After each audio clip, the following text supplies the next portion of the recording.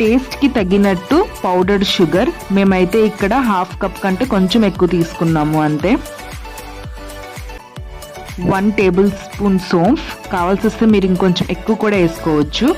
And 1/2 table spoon baking soda, 3 table spoons oil,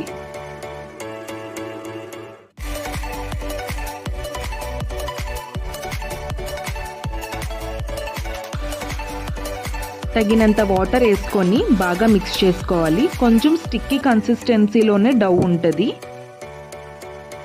30 minutes వరకు lid పెట్టేసి పక్కన పెట్టేయండి. ఆఫ్టర్ 30 మినిట్స్ చేతికి ఆయిల్ రాసుకొని చిన్న చిన్న బాల్స్గా చేయండి. చేసేసి ఆయిల్లో డీప్ ఫ్రై చేసేయండి. అంతే, అయిపోయింది. ఇది ఒక ఒడిషా డిష్, గుల్గులా అని అంటారు. సో మీలో ఎంతమంది ఈ డిష్ని టేస్ట్ చేశారో కామెంట్ చేసేయండి. Thanks for watching.